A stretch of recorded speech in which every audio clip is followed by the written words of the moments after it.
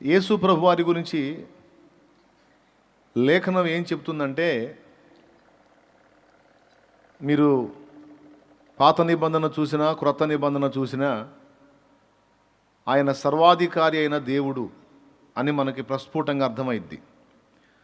రోమాపత్రిక 9వ అధ్యాయము 5వ వచనం మీరు చూడగలిగితే, పితరులు వీరివారు శరీరమును బట్టి క్రీస్తు వీరిలో పుట్టెను, ఈయన సర్వాధికారి అయిన దేవుడై ఉండి నిరంతరము స్తోత్రార్హుడై ఉన్నాడని స్పష్టంగా అక్కడ రాస్తుంది. రోమాపత్రిక 9వ అధ్యాయము 5వ వచనం, పితరులు వీరివారు శరీరమును బట్టి క్రీస్తు వీరిలో పుట్టెను, ఈయన సర్వాధికారి అయిన దేవుడై ఉండి. ఈయన సర్వాధికారి అయిన దేవుడు అంటే సర్వ అధికారము ఆయనదే. సర్వాధికారి అయిన దేవుడై ఉండి నిరంతరము స్తోత్రార్హుడై ఉన్నాడని మాట్లాడాడు. పాత నిబంధనలో ఆదాము మొదలుకొని మోషే వరకు ఆ తర్వాతి భక్తులకు కూడా ఎప్పుడైనా వ్యక్తిగా దృశ్యరూపంగా కనబడి మాట్లాడాలి అంటే యేసయ్యే కనబడ్డాడు. అయితే యెహోవా అనే పేరిట, ప్రభుకు స్తోత్రం. దృశ్యరూపంగా భక్తులందరికీ కూడా తాను బయలుపరుచుకున్నది సాక్షాత్తు యేసయ్యేనని దేవుని వాక్యం మనకు సెలవిస్తుంది.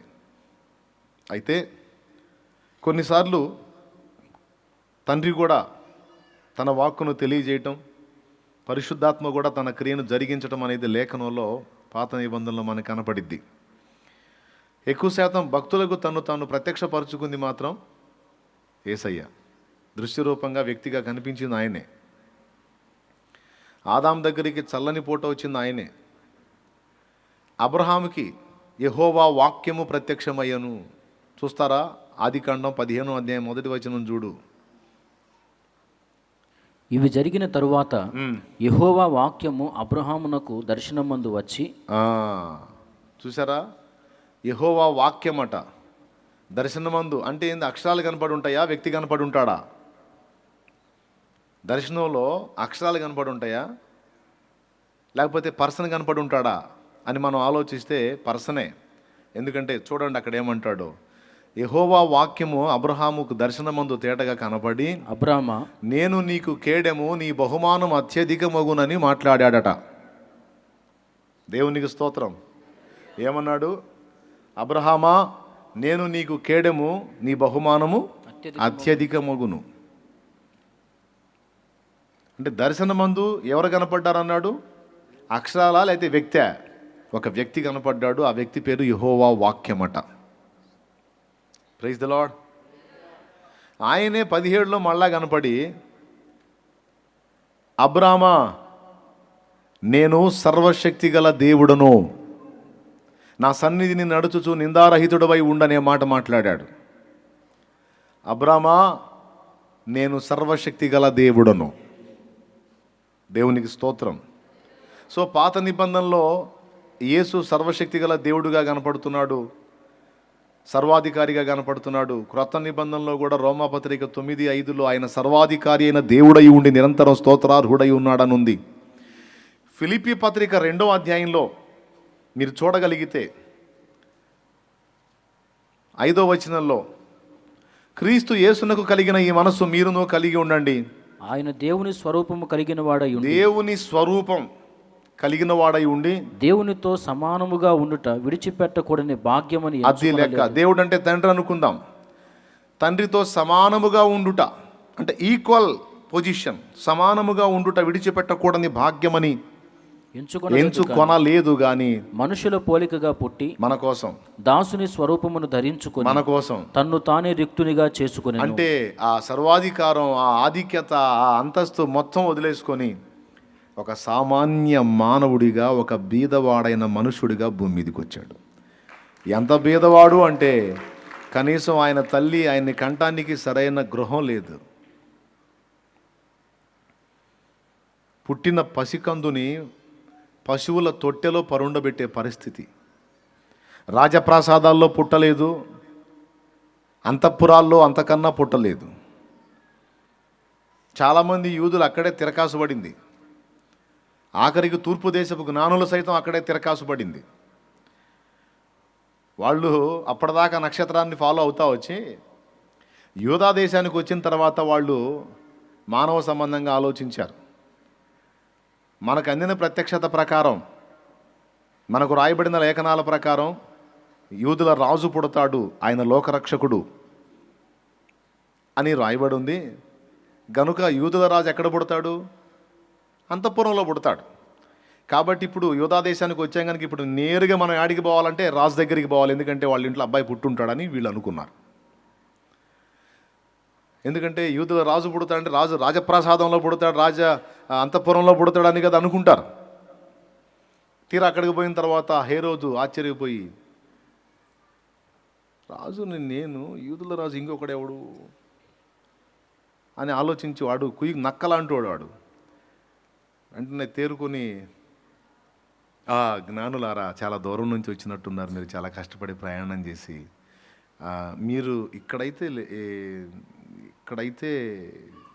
పుట్టలేదు, బహుశా ఆయన ఎక్కడో పుట్టుంటాడు, అది మీకే తెలియాలి, ఎందుకంటే అంత దూరం నుంచి వచ్చారు కాబట్టి. ఆయన ఎక్కడ పుట్టాడో మీరు తెలుసుకొని నాకు కూడా కొంచెం తెలియజేస్తే నేను కూడా వచ్చి ఆయనని పూజించుకుంటాను. ఒట్టిదే పూజించడానికి, చంపడానికి పూజించుకుంటానని నమ్మబలికి పంపిస్తాను. అంటే తూర్పు దేశపు జ్ఞానులు తేడా పడ్డారు. ఎక్కడ యేసుప్రభు ఎక్కడుంటాడని ఊహించారు? రాజాంతపురంలో ఉంటారనుకున్నారు, కానీ లేదు, పశువుల పాకలో ఉన్నాడు. తూర్పు దేశపు జ్ఞానులు వచ్చేటప్పటికి ఆయన ఇంట్లోకి చేర్చబడ్డాడు, ఒక గృహంలోకి, అంతే. అంటే భూమి మీదకి వచ్చినప్పుడు ఎంత రిక్తుడిగా వచ్చాడంటే కనీసం ఆయనకి నిలవరమైన నివాసము లేదు. ఆయన పుట్టినప్పుడు పరుండబెట్టడానికి పశువుల తొట్టె తప్ప ఏమీ దొరకలేదు. అంటే అంత రిక్తుడిగా వచ్చాడు భూమి మీదికి దేవుడు. వజ్ర కిరీటాలు లేవు, కవచాలు లేవు, కత్తులు కటార్లు ఈటలు బరిసెలు బల్యాలు లేవు, ఏం లేవు. సత్రంలో కూడా ప్లేస్ దొరకల మరియమ్మ వాళ్ళకి. అంత దయనీయంగా, అంత దారుణమైన పేదరికంతో భూమి మీదకి అడుగుపెట్టాడు యేసు. అది ఒక దేవుని యొక్క మనస్సు, దేవుని క్రియ. ఇప్పుడు ఆయన సర్వాధికారి అయిన దేవుడు అని ఒక పక్క చెప్తుంటే, మత్తయి సువార్త 28లో ఆయన ఈ మాట మాట్లాడుతున్నాడు. ఏంది? 18వ వచనంలో, పరలోకమందును భూమి మీదను నాకు సర్వాధికారం ఇయ్యబడి ఉన్నది. ఇప్పుడు ఇయ్యబడిందా? ఇది ప్రశ్న. అంతకుముందు నువ్వు సర్వాధికారివి కాదా? అంతకుముందు సర్వాధికారివైతే ఆ సర్వాధికారం పోయిందా? పోతే మళ్ళీ ఇవ్వబడిందా? క్రొత్తగా మాట్లాడుతున్నావు ఏంటి ప్రభు? ఇప్పుడు పరలోకమందును భూమి మీదను నాకు సర్వాధికారం ఇయ్యబడి ఉన్నది అంటే అంతకుముందు ఏమైంది? ఆయన సర్వాధికారే, కానీ భూమి మీద మన కోసం వచ్చినప్పుడు ఆ సర్వాధికారాన్ని వదిలేసి వచ్చాడంట. ఆ మహిమని, ఆ అంతస్తుని, ఆ అధికారాన్ని, ఆ దేవుడు అనే ఆ మెట్టుని వదిలిపెట్టి భూమి మీదకి మానవుడిగా, కంప్లీట్ మానవుడిగా వచ్చాడు. ఇంకొక మాట కూడా చెప్పనీయండి. ఇప్పుడు పరలోకానికి ఎక్కెళ్ళాడు. పరలోకంలో తండ్రి కుడిపార్శ్వమున కూర్చుంది దేవుడు కాదు, మానవుడు. భూమి మీద పుట్టి, భూమి మీద పెరిగి, భూమి మీద మరణించి, మళ్ళా సజీవుడై తిరిగి లేచి తండ్రి కుడిపార్శ్వమునకు ఆరోహణమై ఆయన పక్కన కూర్చున్నది ఇప్పుడు ఎవరో తెలుసా? ఒక సంపూర్ణ మానవుడు, సంపూర్ణ నరుడు. ఒక మానవుడు దేవుడు కాగలడా? అయ్యాడు. తాను దేవుడే అయినా సరే ఆ దేవత్వాన్ని వదిలిపెట్టి మానవుడిగా పుట్టి తిరిగి ఆ దేవత్వాన్ని సంతరించుకొని వెళ్ళి దేవుని కుడిపార్శ్వం ముందు కూర్చున్నాడు. మానవుడుగా ఉన్నాడని నేను ఎందుకు అంత ఘంటాపదంగా చెప్పానంటే, మానవుడిగా ఉన్నాడు కనుకనే మానవులందరి పక్షమున ఇప్పటికీ విజ్ఞాపన చేస్తున్నాడు. అయితే భూమి మీద తన శిష్యులకు తాను ప్రత్యక్షపరచుకొని ఏం మాట్లాడుతున్నాడో తెలుసా? పరలోకమందును భూమి మీదను నాకు సర్వాధికారం ఇయ్యబడింది. ఇప్పుడు ఇవ్వబట్టం ఏంటి ప్రభువా? అంతకుముందు లేదా? ఉంది, కానీ అదంతటిని నేను విడిచిపెట్టి రిక్తునిగా చేసుకున్నా. నేను తలపెట్టినటువంటి యజ్ఞం సంపూర్తి అయింది. ఇప్పుడు తిరిగి మళ్ళా నాకు ఎట్లా ఇవ్వబడింది? దేవుడిగా ఉంటేనేమో మొత్తం నాదే, ఇంకా నాకెవరు ఇచ్చేదేం లేదు. నేను దేవుడిగా ఉంటే మొత్తం నాదే. కానీ ఇప్పుడు ఒక మనుషుడుగా నేను అక్కడ నిలబడ్డాను. అర్థమైందా? గనుక తండ్రి చేత నాకు మొత్తం అధికారం ఇవ్వబడింది. గనుక ఇక అధికారం నాది. ఇక్కడేమన్నాడు? పరలోకమందును భూమి మీదను నాకు సర్వాధికారం. ప్రకటన గ్రంథం 1:18 మీరు చూడగలిగితే అక్కడ మరణము యొక్కయు పాతాళలోకము యొక్కయు అధికారం కూడా నాకే ఇవ్వబడింది అంటాడు. చూడండి, నేను మొదటి వాడను కడపటి వాడను, జీవించువాడను, మృతుడనైతిని గాని ఇదిగో యుగయుగములు సజీవుడనై ఉన్నాను. మరియు మరణము యొక్కయు పాతాళ లోకము యొక్కయు తాళపు చెవులు నా స్వాధీనములో ఉన్నవి. ఇదిగో మరణము యొక్కయు పాతాళ లోకము యొక్కయు తాళపు చెవులు నా స్వాధీనంలో ఉన్నవి. అంటే ఇప్పుడు ఎన్ని ప్లేసుల్లో ఆయనకి అధికారం వచ్చింది? 1 పరలోకంలో, 2 భూమి మీద, 3 మరణం మీద, 4 పాతాళ లోకం మీద. అన్ని తాళపు చెవులు ఆయన చేతికి వచ్చినాయి. అందుకే ఆయన సర్వాధికారి అనే మెట్టుకి తిరిగి ఎక్కాడు. దాన్ని ఉటంకించే పౌలు రోమాపత్రిక 9:5 అన్నాడు, ఏమని? ఈయన సర్వాధికారి అయిన దేవుడై ఉండి నిరంతరం స్తోత్రార్హుడై ఉన్నాడన్నమాట వాడాడు. దేవునికి స్తోత్రం కలుగునుగాక. ఎవరైనా ఆయన పేరేమి? ప్రభు అయిన యేసు క్రీస్తు. ప్రశ్నకు సమాధానం వచ్చిందా? ఇప్పుడు యేసు ప్రభుకి సర్వాధికారం మళ్ళా ఇవ్వబట్టం ఏంటి? ఆయన దేవుడు కదా. దేవుడికి అధికారం ఒకళ్ళు ఇచ్చేదేంది అన్న ప్రశ్న వచ్చింది. దేవుడే, కానీ దేవునితో సమానముగా ఉండుట విడిచిపెట్టకూడని భాగ్యమని ఎంచుకొనక మనుషుల పోలికగా పుట్టి దాసుని స్వరూపం ధరించుకొని తన్ను తానే రిక్తునిగా చేసుకున్నాడు. ఇప్పుడు ఒక సంపూర్ణ మానవుడు యేసు. ప్రైజ్ ద లార్డ్, హల్లెలూయా. భూమి మీదకి రాకముందు సంపూర్ణ దేవుడు, భూమి మీదకి వచ్చినప్పుడు ఆయన ఒక సంపూర్ణ మానవుడు. సంపూర్ణ మానవుడు కానీ ఇప్పుడు పరమునకు ఎక్కిపోయాడు. తండ్రి కుడి పార్శ్వమందు ఇప్పుడు సింహాసనాసీనుడై కూర్చున్నవాడు ఒక సంపూర్ణ మానవుడు. ఇప్పుడు సంపూర్ణ దేవుడా, సంపూర్ణ మానవుడా? యేసయ్య సంపూర్ణ మానవుడు మరియు సంపూర్ణ దేవుడు కూడా. 2 పాత్రలకు న్యాయం చేశాడు ఆయన. ఇక ఇప్పుడు శిష్యులతో మాట్లాడుతూ అంటున్నాడు, పరలోకమందును భూమి మీదను నాకు సర్వాధికారం ఇవ్వబడి ఉంది. అంతా మన చేతుల్లోకి వచ్చింది అంటే ఎట్లా చెబుతున్నాడు? ఒక మనిషి మనుషులతో చెప్పినట్టు చెప్తున్నాడు. అర్థమైందా? ఇప్పుడు రాజకీయ నాయకులుగా ఉన్నవాళ్ళు పదవి గెలిచిన తర్వాత, పదవి సాధించిన తర్వాత తన టీంతో చెప్తాడు, ఏమని? ఏయ్, మన పార్టీ గెలిచింది, దేవునికి స్తోత్రం. ఇప్పుడు అధికారం ఎవరిది?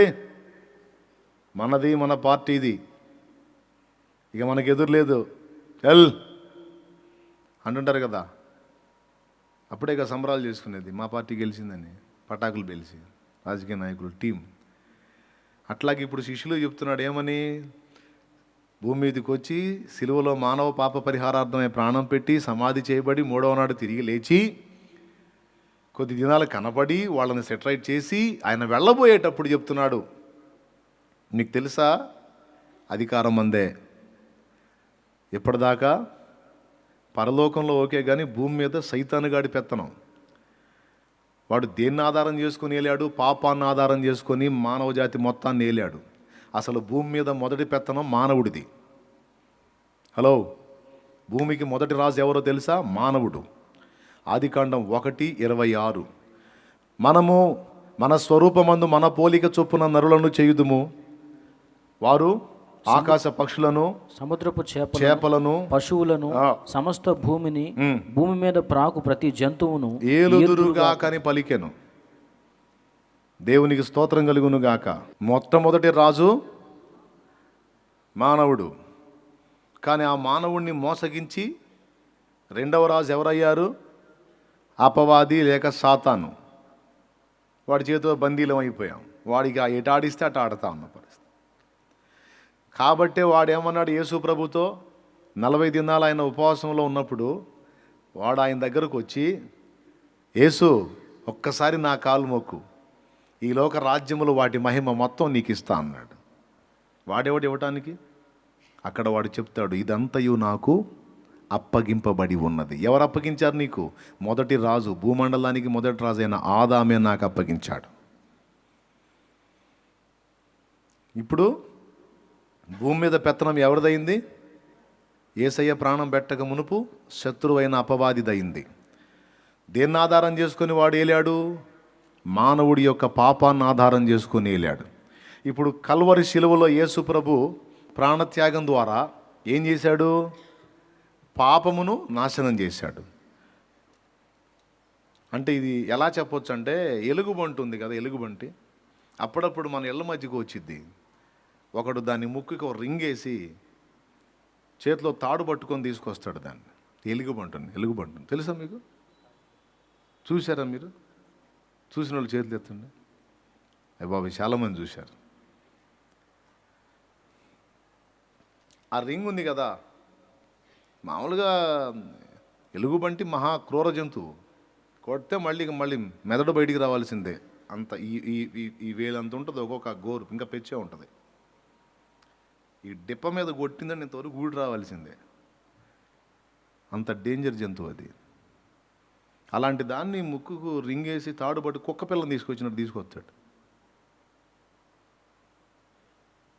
ఎందుకని అంత బలమైన పంజా కలిగి అంత డేంజర్ జంతువు కూడా ఎందుకు అట్లా బెండ్ అయిపోయింది అంటే, ముక్కుకున్న రింగు.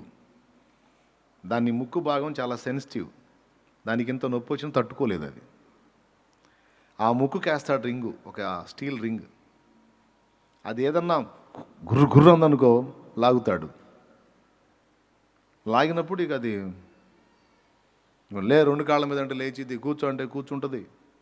దాని చేత ముక్కు కొన్న రింగు ద్వారా ఎన్ని ఆడిస్తాడో. సైతాను కూడా పాపము అనే రింగుని వేసాడు మనకి. పాపం అనే రింగునేసి వాడు ఇష్టం వచ్చినట్టు ఆడిచ్చాడు. ఇప్పుడు యేసయ్య వచ్చి ఏం చేశాడు తెలుసా? ఆ రింగు తీసేసి ఇప్పుడు ఇచ్చిన అవకాశం ఏంటో తెలుసా? వాడు మనల్ని ఆడియటం కాదు, నా పిల్లలారా ఇక వాడిని ఆడుకోండి అని పిలిచాడు మనల్ని. అయిపోయింది వాడి పని. ఆ రింగు ఓపెన్ చేసి పడేశాను, దానికి ప్రాయశ్చిత్తం నేను చెల్లించాను ఆ పాపానికి. ఇప్పుడు ఇక భూమి మీద అధికారం వాడిది కాదు, నాది. పరలోకమందును భూమి మీద కూడా ఇక ఇప్పుడు నాకు అధికారం వచ్చేసింది. నాకు అధికారం వచ్చిందంటే నా సంబంధులుగా, నా యందలి విశ్వాసం ఉంచినటువంటి వ్యక్తులుగా, నన్ను అనుసరించేటువంటి శిష్యులుగా మీకు కూడా అధికారం వచ్చింది. కాబట్టి ఏం చేయమన్నాడు? మీరు వెళ్ళి, ఇది పాయింట్ ఈరోజు, మీరు ఉండి అనలా పరలోకమందును భూమి మీదను నాకు కొంత అధికారం ఇవ్వబడింది అన్నాడా, లేకపోతే సర్వాధికారం ఇవ్వబడింది అన్నాడా? ఆ మాట చదివితే సంతోషపడతా. సర్వాధికారం ఇవ్వబడి ఉన్నది. సర్వాధికారం అంటే అర్థం ఏంటి? ఇక సమస్తము మీద నాకు అధికారం ఇచ్చేశాడు పరలోక తండ్రి. ఇదేమిటయ్యా, నువ్వు కూడా ఆయనలో ఒక భాగం, నువ్వు కూడా దేవుడివే కదా అంటే దేవుణ్ణే. కానీ మీకోసం ఆ దేవత్వాన్ని వదిలిపెట్టి మానవుడిగా వచ్చాను, మానవుడిగా పుట్టాను, మానవుడిగా పెరిగాను, మానవుడిగా పెద్దయ్యాను, మానవుడిగా సిలువను మోసాను, మానవుడిగానే ఇప్పుడు ఆరోహణమే సింహాసనం ఎక్కాను. మానవుడిగానే ఒక మానవుడు దేవుని సర్వాధికారం పొందినట్టుగా నేను పొందా. అర్థమైందా? అంటే ఇప్పుడు చెప్పాలంటే ఒక మాటలో, నేను గెలిచానంటే మన టీం అంతా గెలిచింది, అయిపోయింది. ఏ నరుడు ఎక్కలేడని కదా వాడు, ఏ నరుడు ఎక్కలేడని వాడు ఎవరోడు? సాతాను.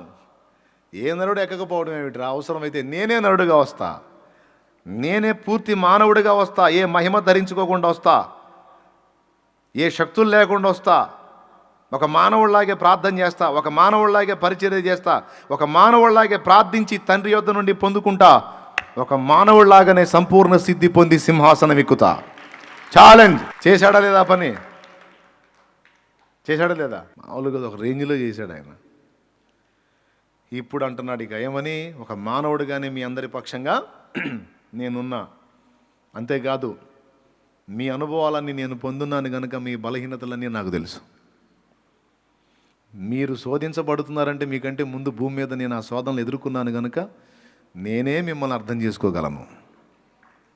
ఏ నరుడు అర్థం చేసుకోడు, ఎవరు అర్థం చేసుకోలేరు. ఎందుకంటే నేను మీ వలె శోధింపబడున్నాను కనుక శోధించబడే వారికి నేను హెల్ప్ చేయగలను. ఎందుకంటే నేను అనుభవాలు పొందాను, నేను గెలిచాను, నేను జయించాను, మిమ్మల్ని కూడా జయింపజేస్తా. Don't worry. మెట్టికి ఒక విషయాన్ని గుర్తుపట్టండి అని శిష్యులకు చెప్తున్నాడు. ఏంటంటే అధికారం మందే,